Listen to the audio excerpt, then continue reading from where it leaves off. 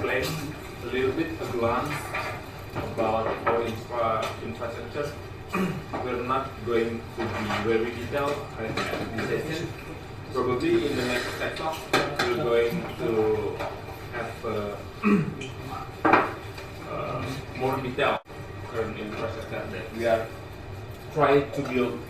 So, what we are going to implement in Buoy is actually continuous delivery.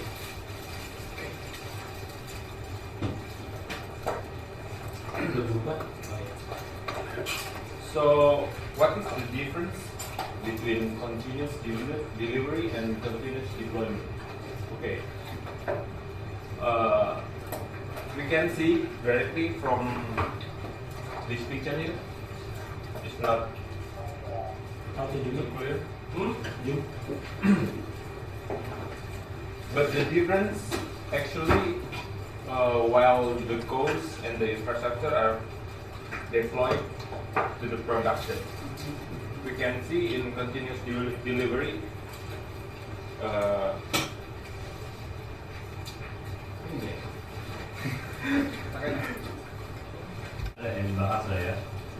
okay, the first box is the Puppet module unit test.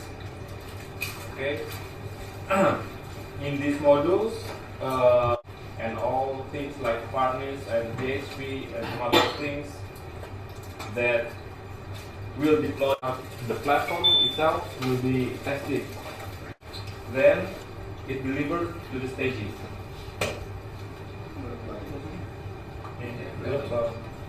In this staging, the application will conduct an acceptance test. Like we see in here, we doing it with the Selenium, right? Yep. With the Selenium and production. So in current situation, we can see that the different, because we are not yet deployed to production. Although the application already green, but we are not yet deployed to the production. We can see from the green light from each environment production stage. Okay. Contrast in continuous deployment, we can see that in this here, the codes available in production. To zoom out, control. Press control and then Delivery or deployment. Thanks God, there are or share. Ansible is a tool for managing the system. So, for example, we have several systems until thousands of systems that can be managed by a single. Because the method is push, we don't need those agents on the system. So it's much simpler actually. So there's a lot of questions. I have a question myself. No, when you explain the difference between Puppet and Chef, but in Bahasa, Puppet, Chef, and Ansible, Oh ya, like the last slide. jadi perbedaan yang paling mendasar adalah seperti ini. Kalau misalnya Ansible prosesnya itu mau push terus, jadi si komennya itu di push dari kontrol Ansible, push semua request terus. Kalau misalnya Puppet atau Chef, prosesnya push pull, jadi ada proses pengecekan karena ada agent di sini. Jadi satu arah sebetulnya Ansible, tapi menjadi sangat lebih simple untuk deployment atau apapun itu. Jadi pada saat nge-buildingnya pun dengan Ansible hanya cukup meregisterkan SSH keys itu. SSH keys. Caranya cuma dua, bisa akses tanpa masukin password, bisa jalanin sudo tanpa password. Itu aja. Nah kalau misalnya Puppet atau Chef, Iya. dia lebih rumit. Iya. Harus ada agent yang diinstal di sini, harus memastikan di sini settingan agentnya betul untuk ngepoint ke masternya, begitu dan sebagainya. Oh ini lebih simpel, jadi seperti command line aja ya, command line aja.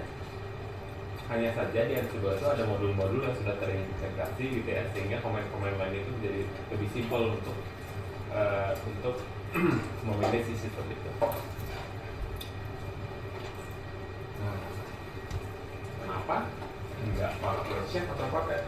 Kenapa kita milih Ansible? Oke. Kita sebetulnya melihat pendapat orang lain, terutama orang-orang yang lebih berpengalaman dari kita. Nah, Adam Peterson ini, as Mohan said, is prophet of Ruby, right? Yeah, Rails especially. Rails. Well, jadi beliau atau dia is using both Chef and Puppet, and he thinks that Chef and Puppet is too complicated to do some simple things even. So the option goes to Ansible. Next slide. Ansible itu apa sih? Bagus baiknya, the good and the bad things about Ansible. What is it? Seperti yang saya udah jelaskan tadi, itu adalah paling mudah dimengerti karena bahasanya bahasa shell, nggak terlalu rumit. Kalau kita pernah nyemplung ke Chef atau Puppet, itu sangat developer sekali bahasanya gitu. Kalau ini sangat simpel lah. Kemudian there included all the function that we need to control or manage the system. Jadi modul-modul yang ada di Ansible itu sudah sangat cukup buat mengontrol sistem. Kita bisa lihat di on the right side, we can see the documentation and the modules is very complete. That includes control for EC2 AWS, so we can easily manage those AWS to build it, to destroy, and to do anything in AWS cloud. Okay, then easy to debug because it's simple. Okay, I saw Mohan yesterday debugging about the failure to bring up the input, and it easily debug. So he precisely know where is the code that mess up yang menyebabkan fail untuk deploy ke AWS. Kemudian dokumentasinya sudah cukup lengkap. Tapi ada buruknya. Buruknya apa sih? As we know, Ansible itu paling bocot lah, gitu. Yang belakangan muncul gitu. Jadi the community is very young. Okay. Although, as we saw in the GitHub, it's one of the most active projects.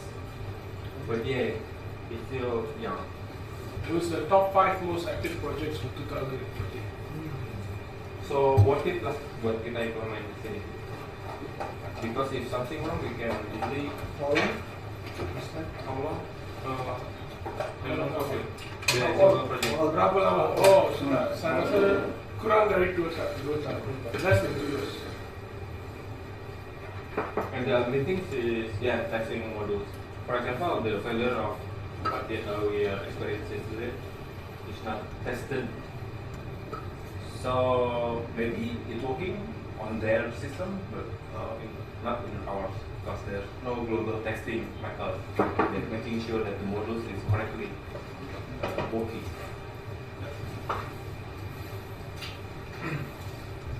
And then another thing that we are using is Vagrant. Okay. Besides the system management for deployment, we also build a system to collaborate with the developers. We use Vagrant. Why we use Vagrant? Why? We want to replicate as close as we can. not quite exactly, but as close as we can. The environment in the staging or production, we want to minimize the bug. We want to minimize the problem.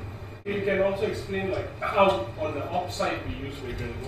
Why is Vagrant good for us to test the Ansible roles and stuff like that? Kelebihan Valorant sama seperti game-game lainnya.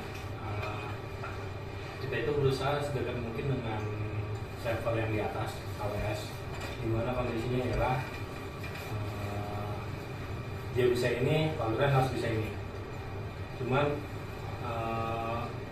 kita ngapa-ngapain di situ, kita nggak usah mikir lagi. Kita bisa destroy up. Kita merasa khawatir bahwa mesin host kita yang fisik itu kenapa-napa. Jadi perubahannya cukup di Valorant. Itu poin yang paling penting sebenarnya. Yang kelemahan Valorant paling ya konfliknya berbeda aja dengan yang di produksi. Lambat sekali. Tidak lambat, lebih lambat itu belakang performance. Karena we are not concerned about the performance in Vagrant, we concerned about the environment, the config, the settings. In performance, we did it, we will do it in the staging environment. So in Vagrant Box, we are testing everything, excluding the performance. Yeah, in the real environment. So as the system more complicated, we want to make it easy to developer to integrate the application in our system, and that's where the progress comes. Because that's impossible to make mengharapkan developer ikut sibuk juga dalam membuat environment testing mereka sendiri gitu. So Vagrant is very good.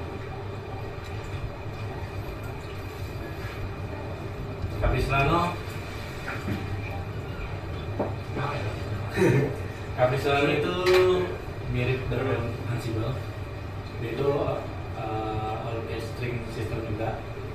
Mungkin yang saya kalau nggak salah Yahoo memakai Yahoo using Capistrano. Saya kurang pasti. Misalnya saya Capistrano. Oh ya, dipakai yang Enak. Kelebihannya itu dia mudah, fiturnya banyak. Bisa digunakan oleh QA dan developer juga.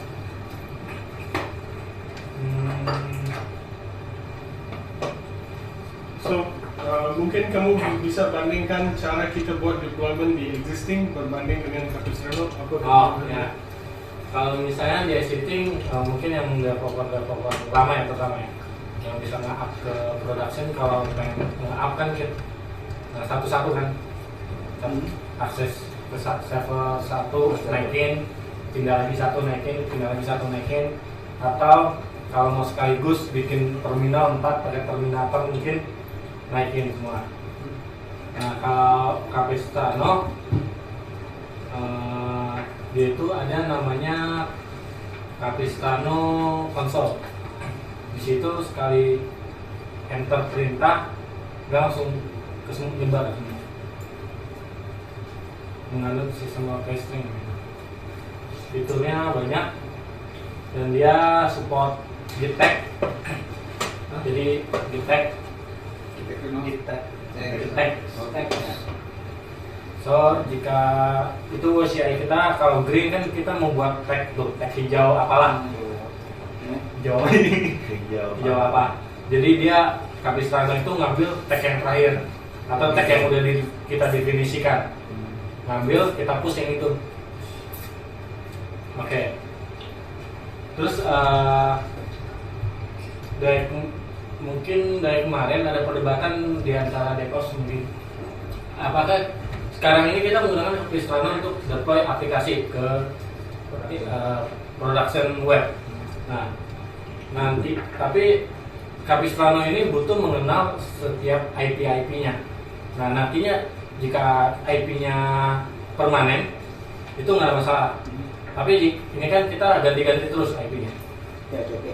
Nah, dan kita harus mendata semua IP itu. Nah itu ada suatu omongan Capistrano diganti aja dengan Ansible atau tetap gunakan Capistrano. We still talk about it, right? Ya. Ya. Tapi kita mungkin masukkan Capistrano ke dalam Ansible. Capability. No, just call shell out to it. Ah. Dulu terakhir. Ya.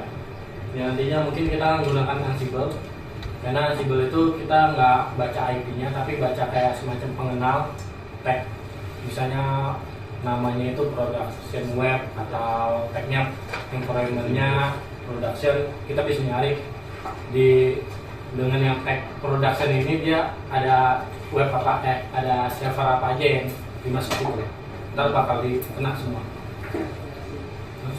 Saya pernah nyoba ke Capistrano sama pengawan.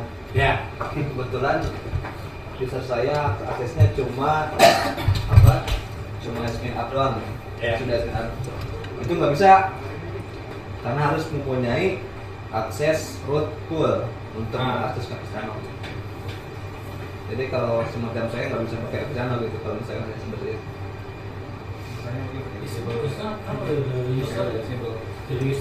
Register to Capistrano is super root. Ya, so kalau memang mau pakai Capistrano, apabila user itu sendiri harus bisa buat git pull, itu benar. Tapi kalau so itu memang benar. The user that Capistrano is running as needs to be able to do the pull or SVN up ke apa. That needs to be the case. Tapi kalau dibandingkan dengan cara manual, pasti kamu juga harus sudo kepada user itu, kan? So it's about the same thing. It's just that it's automated.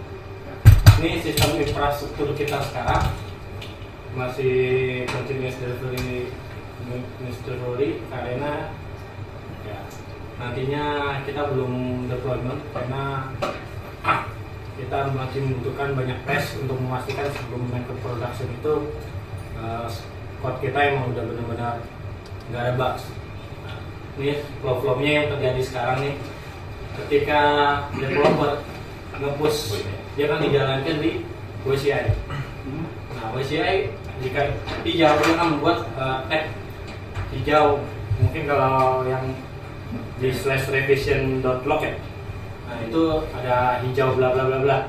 Nah dia di WCI itu akan menciptakan tag. Setelah misalnya WCI itu hijau, dia akan menjalankan script staging deploy. Kalau di Jenkins namanya staging deploy. Dia kan fungsinya itu menjalankan suatu script, yaitu di mana scriptnya ialah mengupdate working directory in Bastion host. Jadi di Bastion host itu kita ada workspace juga, workspace void, kita git pull di sana, terus kita jalankan scriptnya. Di sana itu scriptnya itu berfungsi untuk membuat instan baru, terus kita deploy, kita isi aplikasinya, terus kita isi aplikasinya,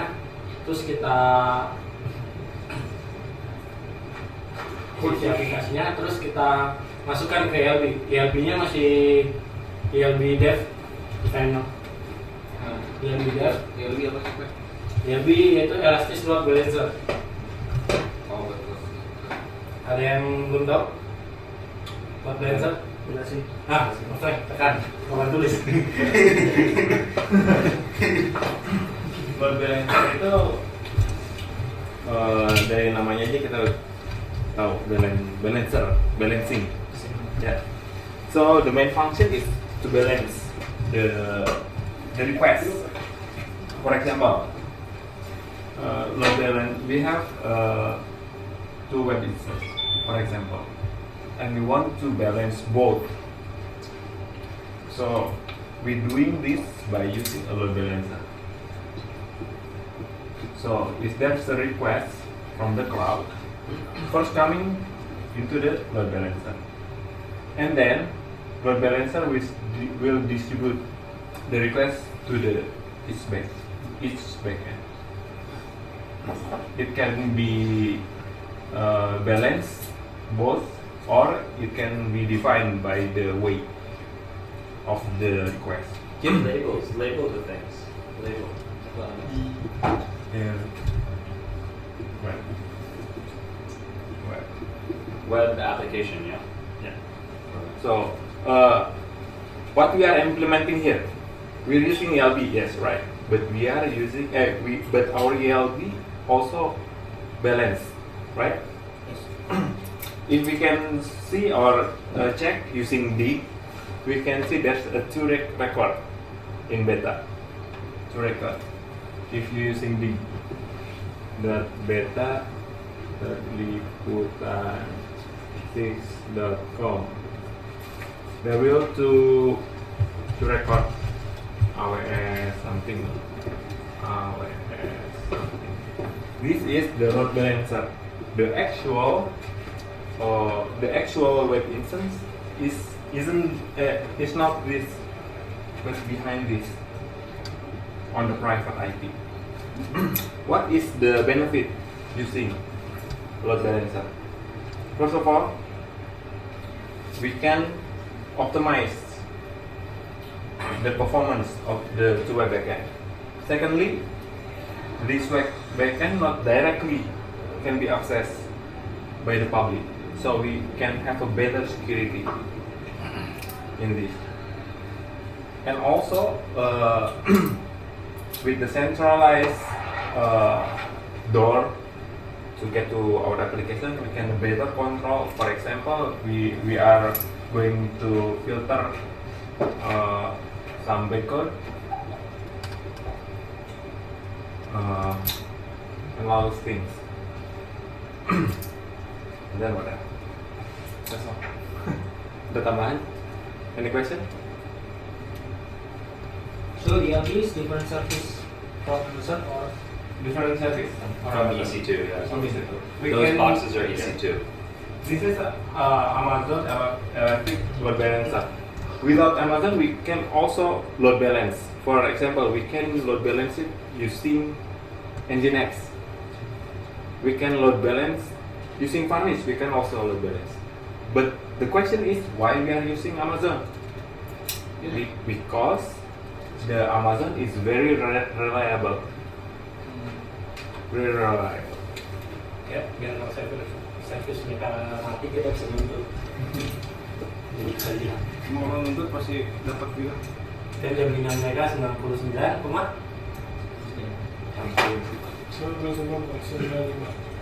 Tapi oke, selain daripada itu apa juga tambahan sikit ya.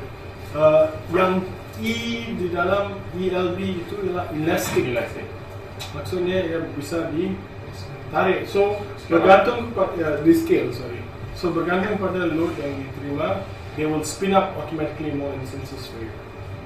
So, mereka sendiri akan tambahkan dan harganya sangat murah. So for the last month, so for the month to date, sejak kita punya Tekno go live, our ELB bill is $15. 50. So we pay about $1 a day for ELB. Only for load balancer. Yeah, only for load balancer. And we cannot mix the load balancer with web accelerator, right? It's a different context. Web accelerator can be a load balancer, but not the opposite. Okay. For example, Varnish is a web accelerator, but in the same time, it can also become a load balancer also. Okay. There are two types of load balancer actually. Software, like ELB, Varnish, Nginx, and also hardware. We know about F5. Maybe anyone? F5? F5? F5 is a hardware product. Hardware. It also can load balance. But versus ELB that costs only $1 a day. Okay. F5 1 unit can be around $200,000. So yeah, ELB, Amazon is the perfect choice. Untuk database sudah bisa di ELB. Database Load balance. yes. It depends. For example, if we want to load balance database, Postgres can load balance, but not using this kind of ELB. There's a different load balancing. So, for example, asynchronous read write like Percona. Also, we are balancing the database. Postgres has also a product for balance. It is different. Sorry. Setelah di deploy dia akan menaruhnya di development. Tapi sebelumnya dia akan membuang instan-instan yang di ELB development sebelumnya supaya bisa di assign baru. Setelah dimasukin ke ELB, dia baru di push code menggunakan Capistrano. Nah, setelah di push code, dia akan dijalankan smoke test. Kita namanya smoke test. Itu dites webnya kebuka nggak, ada elemen yang kita cari atau enggak. Kalau berhasil ketemu, baru di staging yang exiting kita turunkan, kita naikkan yang baru tadi. Pertanyaannya, kenapa kita promote lagi dari dev ELB ke staging ELB? Pasti yang nanya, kenapa kita buang-buang resource kayak gitu? Kenapa aja nggak sekali kita taruh di staging ELB?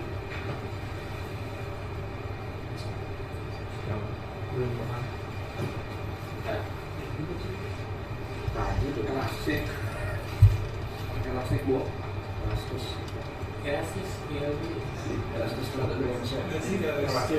Tapi tanya mereka soal itu kenapa? Itu sebenarnya itu mencegah kalau misalnya smoke test kita gagal.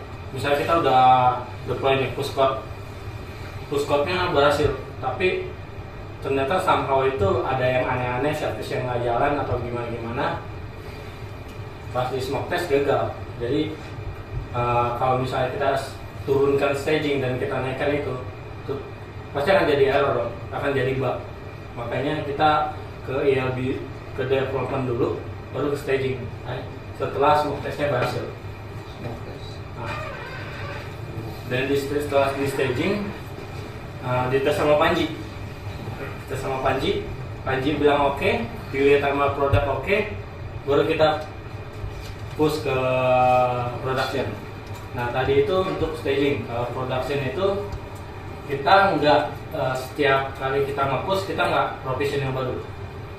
Kita ya ini jarang-jarang nih, ini jarang-jarang yang nantinya kita step-stepnya akan begini. Kita akan provision nantinya ya, provision new instant berdasarkan image dari staging yang telah disahkan oleh user lah. Nah, habis itu kita naikkan ke ELB, kita pasang dulu. Misalnya di ELB udah ada 2, yang kita bikin image 2 deh. Kita create berdasarkan image 2, kita masukin ke ELB dulu. Yang 2 yang lama kita turunin. Itu nantinya seperti itu. Kalau yang sekarang kita masih manual, provision new instant, terus di deploy instant ke ELB, baru diturunin. Itu yang sekarang tuh. Keren. Smoke test sudah dijelasin. Smoke test Ngapain sih? What is smoke test? smoke test. Jadi gini, smoke test is a test to make sure that the system is running as expected. Yeah.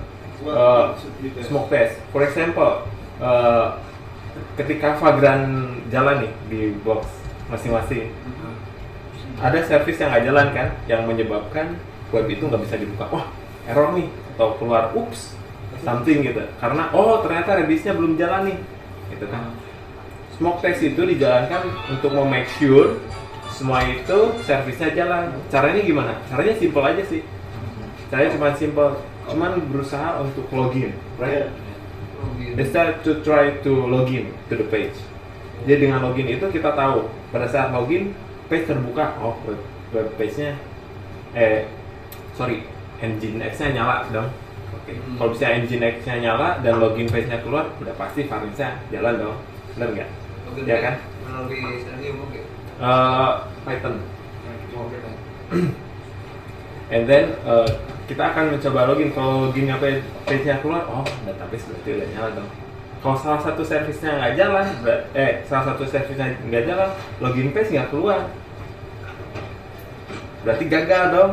Diturunin lagi tuh, pasti merah lagi. Oh, sysadmin mesti ngecek lagi nih, apa nih yang gagal?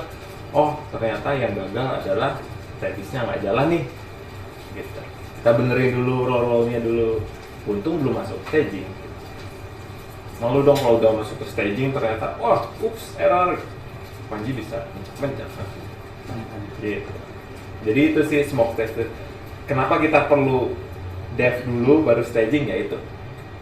Kita harus ada tahapan yang make sure our system running as expected before the code already guaranteed working as expected with Selenium testing. So there are two parts. The test to making sure the code is right, passing. Second one, the system pass. Oke, smoke test sekarang masih ngomongin tentang sistem yang jalan. Mungkin later we can adding JMeter test. Yes, performance test. JMeter test also in smoke test. Jadi kalau misalnya nggak pas tuh, kita ada threshold tertentu, taruhlah 3 milisecond to open apa? Lead page. Ya, begini. Kalau misalnya nggak itu, turun lagi, kita mesti periksa. Kalau itu bareng-bareng sih, kode juga mesti diperiksa ya. But at least when we get into the production, we make sure that everything's running as expected, so we can sleep. That's right. Okay, next. Yeah. Okay, Wendy, next. What is next? The next is more service. Some of them is Speedy, not Telkom Speedy. Speedy is next.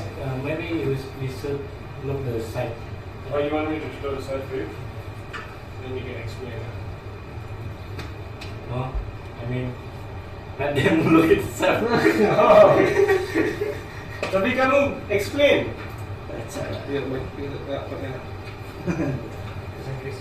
Someone can translate this. So Speedy adalah protokol baru yang akan mengganti protokol HTTP 1.1. So sebenarnya mereka sudah ada draft untuk HTTP 2.0 dan ia berdasarkan protokol ini yang dipanggil Speedy. Protokol Speedy ini dibuat di Google, ya. Dia protokol HTTP yang terbaru dan ia butuhkan support dari both browser dan server kerana ia sangat berbeza. Yang pertama, ia tidak lagi pakai text. It's not a text-based protocol. Ia binary protocol. So ia bagaikan, kalau kamu ingat, for those of y'all who are old enough to remember, one upon a time Memcache juga pakai text protocol. Sekarang pakai binary protocol, right? So a lot of these protocols are moving over to binary protocol kerana ia lebih, it's just more, it's more performant. And when you're working at scale, it doesn't matter. You're doing very few requests you doing. Tapi apa yang kebaikannya adalah, you can see Speedy achieves reduced latency. It has its own compression, so it's not just gzip, it's got a more advanced compression. This is very interesting, multiplexing and prioritization. Ini bagaikan sequencing yang tadi juga Peng talked about. It knows how to prioritize the requests. It's not just like a dumb thing that just goes through the page. It tries to be a bit more smart on how the requests are sent back, right? So walaupun Speedy ini khusus kepada Google, mereka telah gunakannya untuk dasar HTTP 2.0. They've used it as a base for 2.0 and they've changed it. It's slightly different. Tapi HTTP 2.0, there is no production server ready and there is no browser support for it yet. Tapi Speedy kerana ia sudah lama ada. Actually, when you all go to Chrome, if you all are using Chrome on Google or Facebook or WordPress, you're actually using Speedy without even knowing. Because it negotiates, if it finds that the browser supports it, it does it. Browser support is pretty okay. You can see from here. Chrome has support for it, Firefox supports Speedy 2.0, Opera has support, i11 has support for some version of it. So it's coming along. And I think it will be cool if we also support it. There's an Nginx module baru keluar. I don't know whether they're talking about it here. Yeah, this one. So Nginx 1.5.10 supports PD 3.1. It's brand new. I think it came out like a couple of days ago. Yeah. I read it on the news the other day. So I'm pretty excited about it. I think anybody who deals with shitty connections should be excited about it. Which is sadly some the reality of doing business in Indonesia. And so I think that'll be interesting. Anyway, I don't want to steal the show. Back to Sugandi. Baik to Sugandi. So ini sudah, ini bisa dibuang. Ya, oke. Seperti yang aku bilang tadi, setelah staging di oleh pihak Panji dan user akan dibuat image-nya. Kita akan lakukan itu via Jenkins, jadi automatic Jenkins. Jadi setelah diklik deliver, accept, langsung naik. Dia bakal buat image, langsung image server, server. DMG.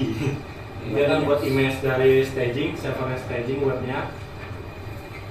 Is all just web? For now, when we first do it, it'll be for all. Oh, ya. Semua server yang di staging bakal di-create image-nya. Nantinya akan dinaikkan ke production secara otomatis oleh Jenkins. Jadi, kita harus naikin gaji Jenkins.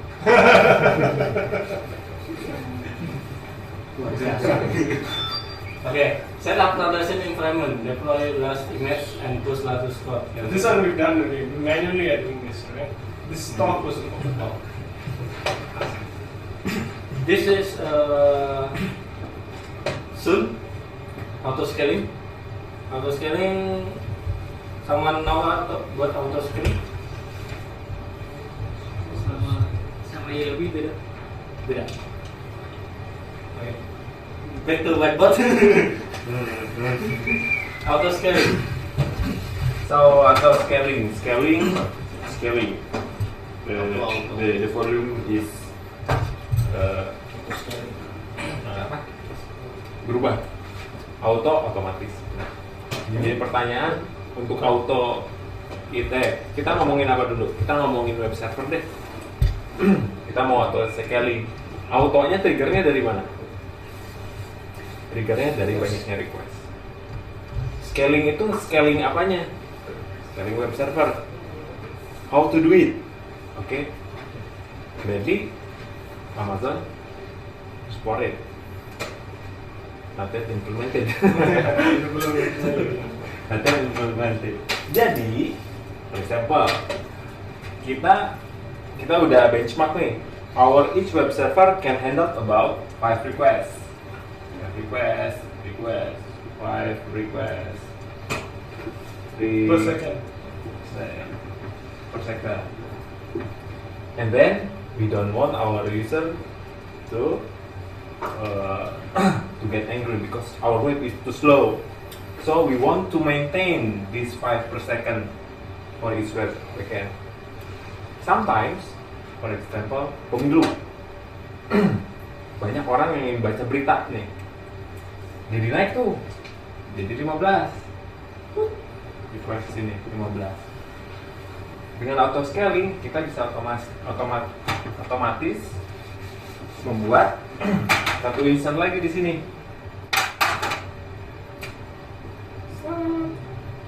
Magic. Luar biasa. Kok bisa? Itu dari mana, Peng? Karena Amazon punya modul buat auto scaling. Jadi kita mendetek request per second yang masuk sini. Wah, thresholdnya kita 11 nih. If batas 11 ini terlewatin, taruh di sini udah 12. Langsung men-trigger script buat membuat satu new web user yang kemudian nanti diregistrasi.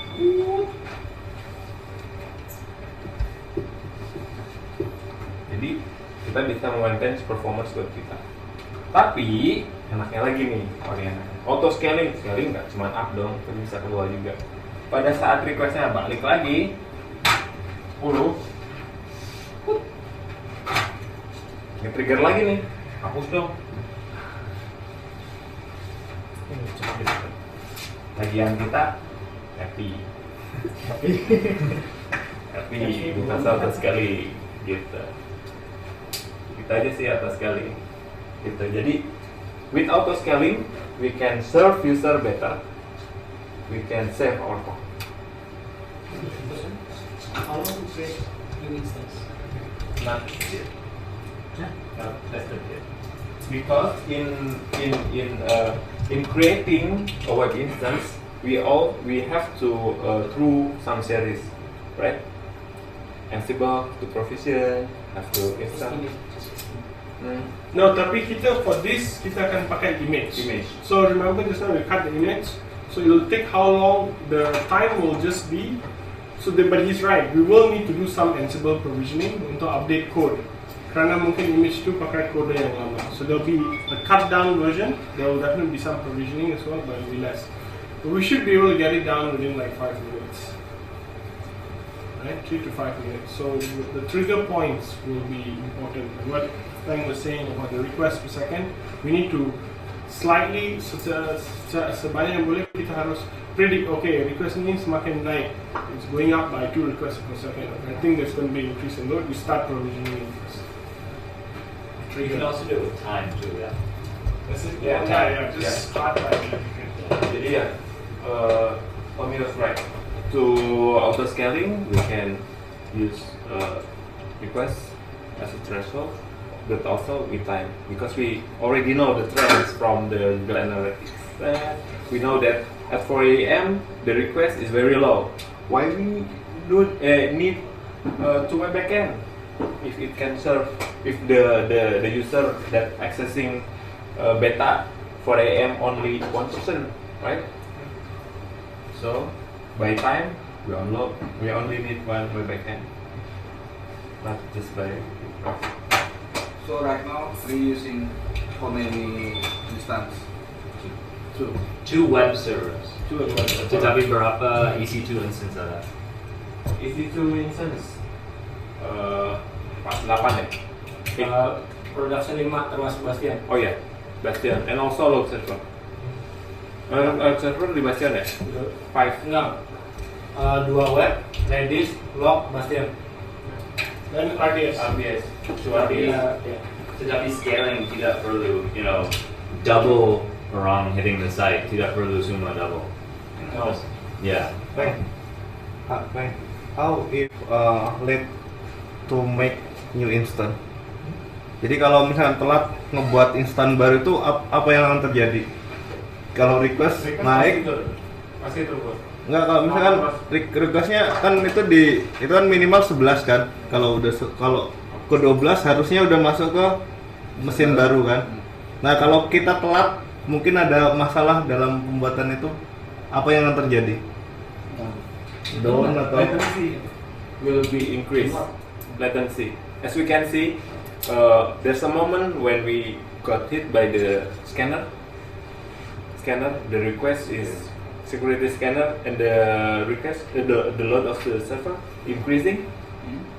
We can see from the New Relic the response time of our web server increasing. From the average, as we can see, the average is around 300 something milliseconds.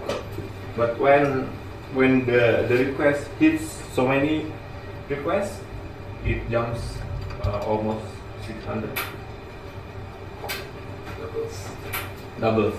So when the web server created, there will some user that experience response time that greater than our threshold.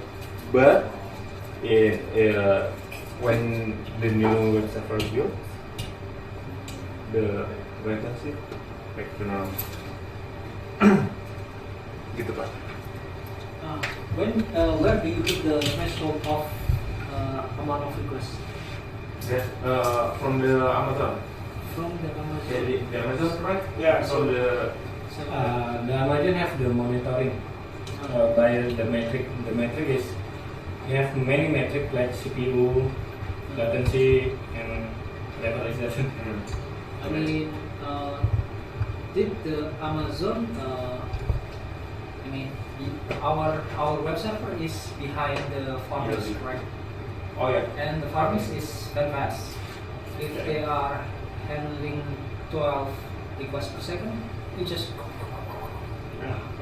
Yeah. I mean, you are counting 12 requests per second based on Laravel.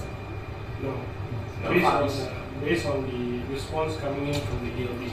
So when the ELB sends a request back, how many is coming in? Only a certain percent Yeah. are garnished, right? Because some don't get cached. Because we only have our garnish for lima minutes. Yeah. 5 minutes, yeah.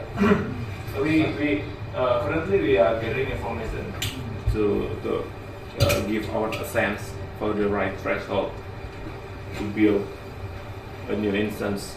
If we going to implement auto scaling, we just collecting some data. That's it. So we are not exactly what threshold that we are going to implement in the auto scaling. We just getting data.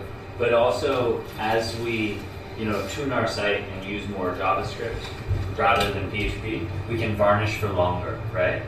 So right now, every user who's logged in doesn't get any varnish, tanpa varnish. Tetapi if the username in the top right and if the comments count is pulled in through varnish, then all of that stuff can be stored for much longer. And then our performance, one server. So if everything were hitting varnish, how many requests can one box serve? Yeah, I don't know. Around 32. Yeah. So- So I don't know. Yeah. Yeah. So Well, boxes can just fly out. So if through Farmers request up from 12 to No, from 5 to. from 5 to around 30 something. Yeah. If we all the requests hit farmers. So what we'll do, so you're right? We can't just use the request per second as a metric. We'll probably use CPU, we'll use a combination of things. Like we need to look what our normal load is, many things. So you raise a valid point. We can't just look, because if it's hitting the cache, it's just going to be a lot higher. We should be triggering an instance for that. Probably CPU utilization is a better, might be, I don't know, we've not tested it, we still need to test it. But there are massive areas where we can optimize already. Massive. That is our plan for auto scaling. Soon? They will be implemented. Someone last week Merit is very eager to implement this one. Yeah, that one's really hardcore. Uh, He really wants to start. And the Jenkins also run the performance testing automatically from the Jenkins. So we not need to manually testing it because the Jenkins will this hour or this day. Each Build. staging, each infra build. Setiap kali ada infra build baru. In the green is we test the performance with Jenkins. Oh, And otomatis kan ke setting next. parameter. Oh itu Itu performance testing itu sendiri. Kenapa staging dulu? Jadinya staging. Iya. Kan? Dia kan melakukan performance testing. Ya. Performance testing itu kan pasti kan ada parameter atau untuk dia bisa performance testing untuk bisa pas Ya, target. targetnya. right? Targetnya. Yeah. And this should be any parameter for that before the performance testing. The performance testing, as you said, using Demeter, it will be conduct in the staging day. Yeah. But where we will get the parameters from, the targets, is we are already doing some baseline testing now. So like that 5 requests per second is what we expect the app to be able to do. Now, we might say if it drops less than 5 requests, that's not good, right?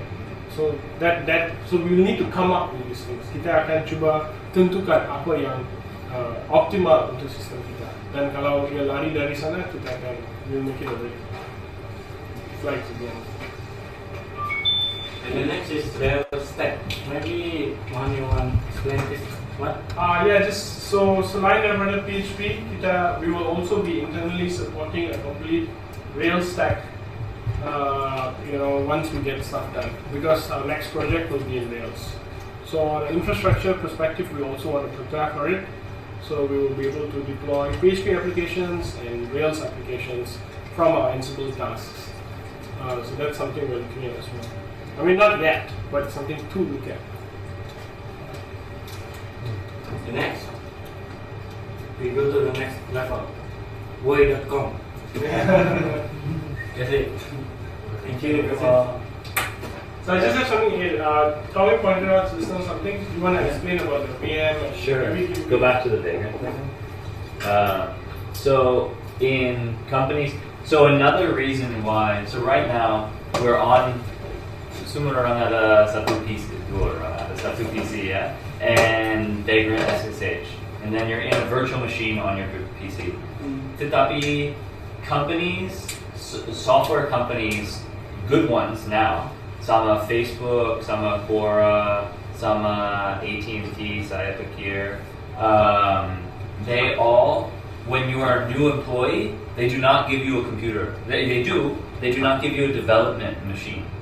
They give you a very laptop kecil, MacBook Air, and then all of your code you SSH into DevBox in the cloud, yeah, and so that way, orang tidak perlu spend time setting up, installing this stuff. It's already an environment that is sudah supported by infrastructure. So we're doing sort of the same thing. I don't think internet connectivity, we are going to have everyone being developing in the cloud, but it's almost the exact same thing because it's a virtual environment where you aren't, sudo install every day, So you don't set it up. Also, if it's in the cloud, you drop your computer and then it's still fine. Your code is still there. So Facebook, big companies do this. My friends have a startup. Saya ada teman, saya pikir CTO, tidak tahu. Who it's this startup? It's just a virtual machine. It's development in the cloud.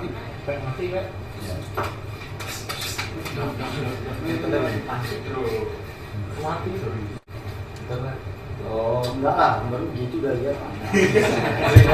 Oh, maaf. So yeah, this is the same thing. It's you click a button and ada box in the cloud baru 60 seconds. Tidak perlu 60 seconds, tetapi but it's all in the cloud, which is the important part. It's not on your machine installing. Any questions about our infrastructure right now? The current infrastructure? Any suggestion? Masukan? Yeah. Any Comment, suggestion? Pak? So to fix that thing, I was looking at replacing the shared folder with the NFS mount. Apa NFS? Ya, so NFS itu adalah cara dipanggil network file sharing. Tapi network file sharing ini khusus kepada NFS is seperti kalau di Windows ada CIFS atau Windows sharing, Apple ada Apple Share. In Unix, because I guess they were the first, they call it just network file sharing. But it's a specific protocol dan ia lebih cepat. So apa kita akan buat ialah VM itu sendiri akan pakai NFS untuk share folder dari host instance, right? Tapi itu masih ada masalah, kita coba setup mungkin dalam 3-4 hari lagi. So setelah kita pakai NFS, saya rasa file system. So masalah adalah shared folder itu sangat slow. File system ini sangat slow kerana shared folder melalui VirtualBox. Saya tidak tahu kenapa. VirtualBox shared folder is freaking slow. Tapi kalau pakai NFS, ada orang saya baca di online, kelajuannya 10 hingga 100 kali ganda. So itu akan pasti mempercepatkan. So bila kamu jalankan tes ke apa, ia akan lebih cepat. So hopefully we get it sorted out. Tapi seperti juga yang Peng kata, dari segi performance selain daripada tes, kita tidak begitu khawatir kalau di background box itu sendiri, ya. Karena hakikatnya when we push to staging, it will not faster. Besides that, any problem in the program? If I test in local home for my laptop Tangerang PP dan Boris server 102 Yeah. itu harus pakai itu, Yeah. nggak Sir? bisa lokal gitu. Ya, karena so his question I believe kata kalau benar ya, adalah dia tanya kenapa kita harus pakai IP bila pakai Vagrant kan? Nah sebab itu, do you want to explain? Sebabnya adalah karena Vagrant itu bagaikan mesin yang lain kerana ia di dalam virtualized environment kan? So oleh sebab itu ya kita harus buat seperti itu.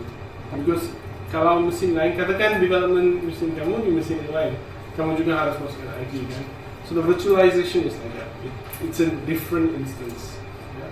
Jadi layaknya komputer di luar komputer sendiri, that needs network to communicate, that needs memory, CPU, and some other things.